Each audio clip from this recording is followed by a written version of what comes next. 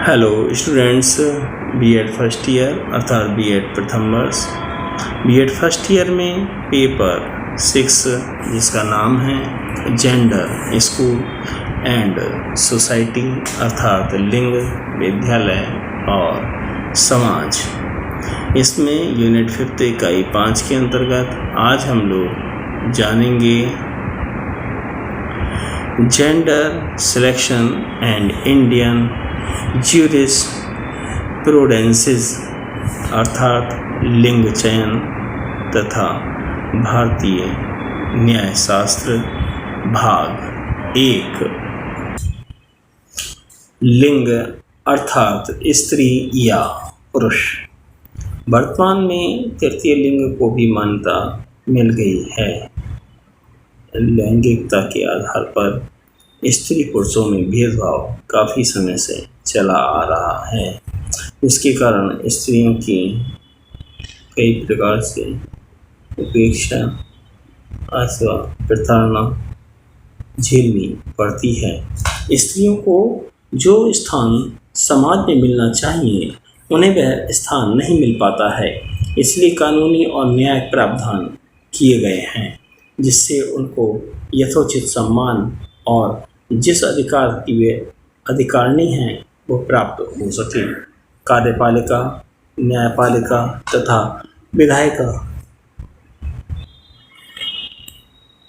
तीनों ही स्तरों पर महिलाओं के लिए कानून बनाने के लिए इच्छा शक्ति तथा वर्तमान में महिलाओं की स्थिति पर संज्ञान लेने के विषय में न्यायिक सक्रियता देखी जा सकती है।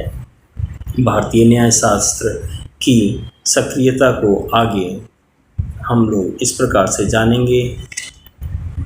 महिलाओं को लैंगिक भेदभावों से बाहर निकालने, समानता, स्वतंत्रता और उनके अधिकार प्रदान करने के लिए कुछ न्यायिक प्रावधान किए गए हैं, जिसमें पहला पॉइंट आपका आता है the prenatal diagnosis techniques act PNDT 1994 अर्थात प्रसव पूर्व नैदानिक तकनीकी अधिनियम। प्रसव पूर्व ही गर्भ में पल रहे शिशु के लिंग के विषय में पता लगाकर बालिका भ्रूण की गर्भ में हत्या कर दी जाती है, जिसका दुष्परिणाम हमारे समक्ष बिगड़ते लिंगानुपात के रूप में उपस्थित है। राजस्थान तथा हरियाणा जैसे राज्यों में लिंगानुपात की स्थिति अत्यंत चिंताजनक है। अतः इस विषय पर तत्काल प्रभाव से संज्ञान लेते हुए प्रसव पूर्व नैदानिक तकनीकी अधिनियम 20 सितंबर 1994 को पारित किया गया। इसको लिंग चयन प्रतिषेध अधिनियम के नाम से जाना जाता है। इस नियम के द्वारा गर्भ में पल रहे शिशु के लिंग का परीक्षण कराना कानूनी रूप से अपराध की श्रेणी में आता है। इस अधिनियम को 1996 में संशोधित किया गया। लिंग जानने या किसी अन्य इरादे से लिंग पता करना या कराने वाले व्यक्ति या करने वाले डॉक्टर या क्लिनिक तथा अस्पताल के विरुद्ध सख्त कार्रवाई करने का प्रावधान किया गया है। बिना औरत की सहमति के जबरन गर्भपात कराने वाले को धारा 313 के द्वारा 10 वर्ष की सजा, आजीवन कारावास तथा जुर्माने का प्रबंध किया गया है। Number 2, sexual assault law format reform Indian अर्थात यौन हमला कानून प्रारूप में सुधार भारत 2000। यौन हमलों से तात्पर्य है गलत इरादों से किसी स्त्री की ओर दृष्टि डालना। यौन जनित हमलों में बलात्कार, शालीनता भंग करना, जबरन संबंध बनाना, अश्लील सामग्री प्रस्तुत करना, शादी तथा जबरन अपहरण करके शारीरिक संबंध बनाने हेतु विवश करना। इसकी प्रभाविता के लिए यौन हमला कानून प्रारूप में 2000 में सुधार किए गए। धारा 376 में बलात्कार के लिए 10 वर्ष की सजा या उम्र कैद का प्रावधान किया गया है। धारा 354 के द्वारा शालीनता भंग करने के लिए 2 वर्ष की सजा का प्रावधान किया गया है। धारा 367 में शादी अपहरण द्वारा विवश करने पर 10 वर्ष की सजा का प्रावधान किया गया है। धारा 498 में स्त्रियों को अपमानित करने, क्रूरतापूर्ण व्यवहार के लिए 3 वर्ष की सजा का प्रावधान किया गया है। धारा 306 के द्वारा अश्लील कार्य के लिए 10 वर्ष की सजा तथा धारा 294 के द्वारा अश्लील कार्य आदि के लिए 3 माह की कैद तथा जुर्माने का प्रावधान किया गया है। अपशब्दों के लिए 509 में 1 वर्ष की सजा का प्रावधान किया गया है। नंबर 3, घरेलू हिंसा अधिनियम 2005, डोमेस्टिक वायलेंस एक्ट 2005।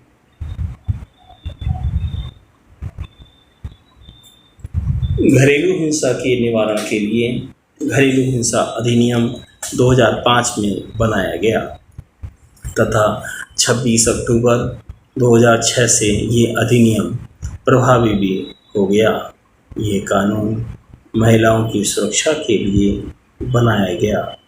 महिलाएं रोज़मर्रा की जिंदगी में पुरुषों की प्रताड़ना, मारपीट तथा गाली गलौज का सामना करती रहती हैं। इससे अपनी नियति मानकर चलती रहती हैं, जिससे वे अपने अधिकारों तथा गरिमामयी जीवन व्यतीत नहीं कर पाती हैं। राष्ट्रीय परिवार स्वास्थ्य सर्वेक्षण थर्ड के आंकड़ों के अनुसार भारत में विवाहित महिलाओं का एक बड़ा हिस्सा लगभग 37.2% शारीरिक तथा यौन शोषण का शिकार है। और इस सर्वेक्षण के द्वारा ये तथ्य भी सम्मुख आता है कि शिक्षा से वंचित महिलाएं पतियों द्वारा अधिक प्रताड़ित होती हैं। घरेलू हिंसा की परिभाषा में दुर्व्यवहार या धमकी, यौनाचार, मौखिक, भावात्मक या आर्थिक दुर्व्यवहार सम्मिलित है। इस अधिनियम ने महिलाओं को पूरा अधिकार दिया कि वे पति के घर में रहने की अधिकारिणी हैं।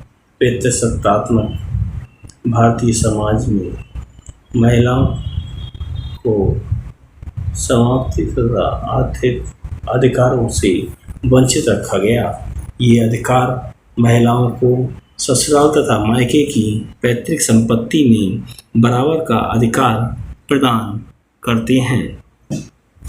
दूसरी पत्नी या बिना विवाह के रह रही महिला को आश्रय देने का प्रावधान है। विधिक सेवा प्राधिकरण अधिनियम 1997 के द्वारा पीड़िता को निःशुल्क विधिक सेवा प्रदान करने का प्रावधान भी किया गया है। इस प्रकार से घरेलू हिंसा महिलाओं की सुरक्षा और सुरक्षा की दृष्टि से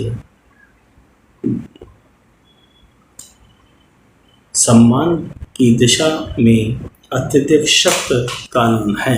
नंबर 4, रिजर्वेशन फॉर वुमेन महिला आरक्षण।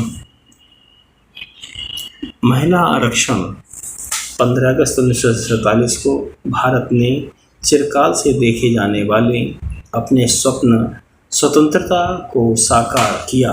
वर्षों से शोषित भारतीय जनमानस को असमानता से बाहर निकालने के लिए लोकतंत्र की स्थापना की गई। लोकतंत्र में सभी की समानता, स्वतंत्रता, न्याय तथा अधिकार प्रदान किए गए हैं, परंतु महिलाओं को उनकी दयनीय स्थिति देखते हुए उनको आरक्षण प्रदान किया गया है।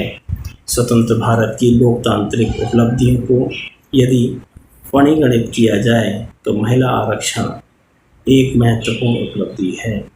पंचायती राज्य की सफलता को मापा जाएगा तभी महिला आरक्षण तथा इसकी सफलता महत्वपूर्ण उपलब्धि होगी। संयुक्त राष्ट्र की एजेंसी UNFPA ने अपनी ताज़ा रिपोर्ट में भारत में पंचायतों में आरक्षण के फलस्वरूप महिलाओं में उपजी हुई नई चेतना को सराहना की है।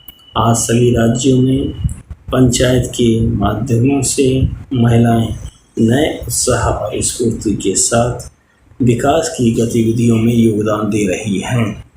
संविधान के 73 और 74वें संशोधन के पश्चात सभी स्थानीय निकायों में 1/3 आरक्षण मिलने के पश्चात करीब 25,000 महिलाएं पंचायती चुनाव में नहीं हैं। साथ ही